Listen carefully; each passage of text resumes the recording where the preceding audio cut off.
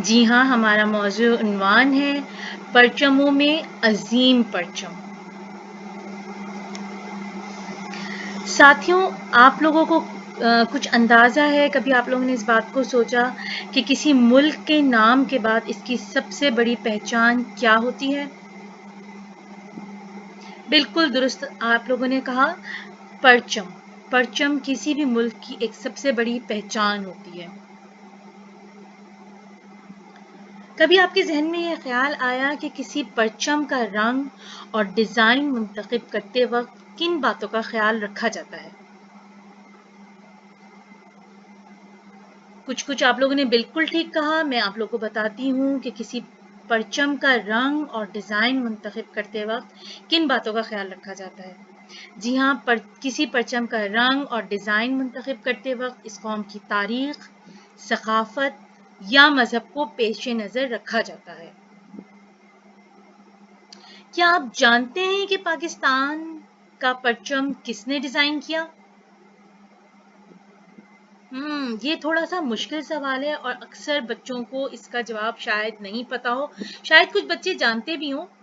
میں آپ کو اس کا بتاتی ہوں۔ پاکستان کا قومی پرچم سید امیر الدین قدوائی نے ڈیزائن کیا، جو کہ انہوں نے قائد اعظم کے کہنے پہ ڈیزائن کیا تھا۔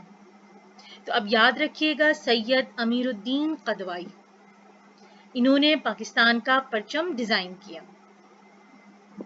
ساتھیوں، آج میں آپ لوگوں کو پرچم کے بارے میں کچھ اہم باتیں بتاؤں گی۔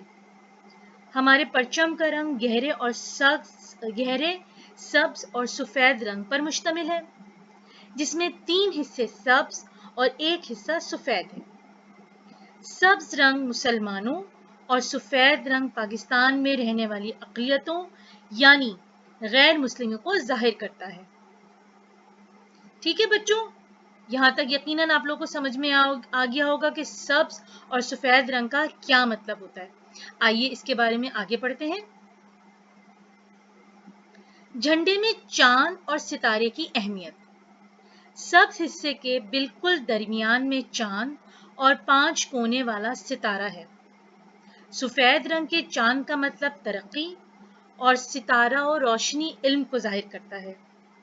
ستارے کے 5 کونے اسلام کے 5 ارکان یعنی کلمے پر یقین، نماز، روزہ اور زکوٰۃ اور حج کو ظاہر کرتے ہیں۔ چاند کو دنیا بھر میں اسلام کی نشانی سمجھا جاتا ہے، اسے ہلال بھی کہتے ہیں۔ اسلامی مہینوں کا آغاز بھی چاند کو دیکھ کر کیا جاتا ہے۔ اسلامی کیلنڈر چاند کی تاریخوں کے حساب سے بنایا گیا ہے۔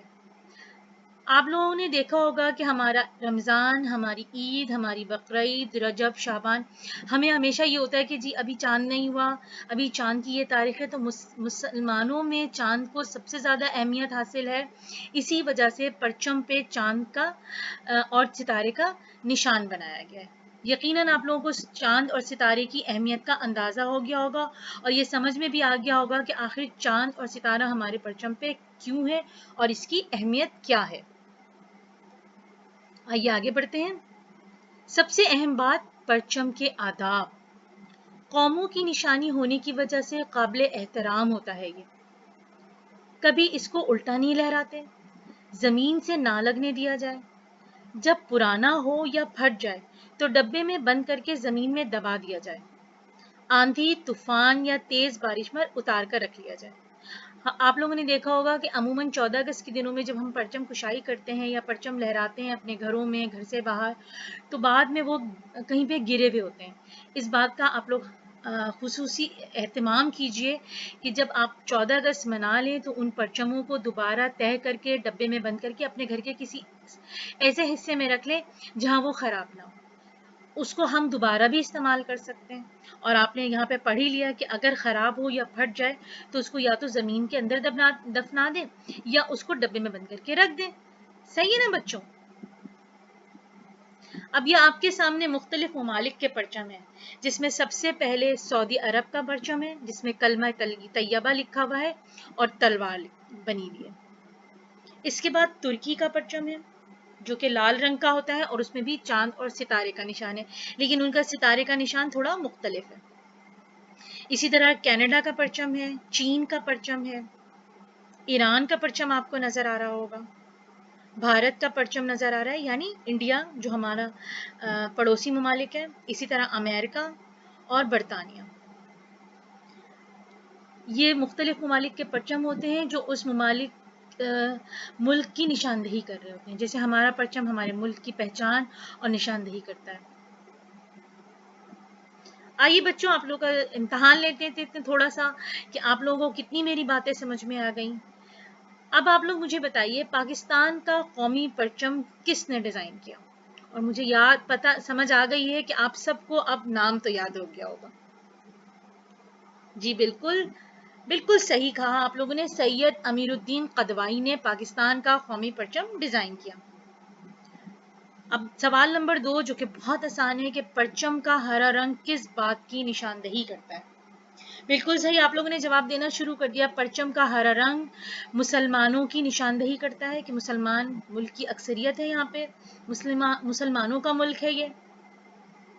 इसके बाद आ जाते हैं अपने दूसरे सवाल की तरफ, यानी तीसरे सवाल की तरफ। सफेद रंग के चांद का क्या मतलब है? जी जनाब, सफेद रंग के चांद का क्या मतलब है?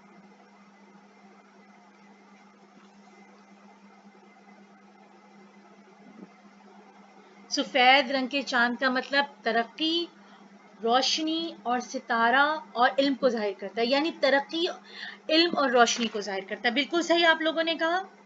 अब आ जाते हैं अपने अगले सवाल की तरफ। सितारे के 5 कोने किस बात को जाहिर करते हैं? बिल्कुल सही, आप लोगों की याददाश्त बहुत अच्छी है। सितारे के 5 कोने इस बात को जाहिर करते हैं कि हम मुसलमानों के 5 बुनियादी अरकान को, यानी कलमे पे यकीन, नमाज, रोजा, ज़कात और हज। सबसे आसान सवाल और आखिरी सवाल, अगर परचम पुराना हो जाए या फट जाए तो हमें क्या करना चाहिए? बिल्कुल दुरुस्त, हमें उसे डब्बे में बंद करके महफूज जगह पे रख देना चाहिए या उसे दफना देना चाहिए। आप लोगों को यकीनन आज परचम के मुतालिक जानकर बहुत अच्छा लगा होगा।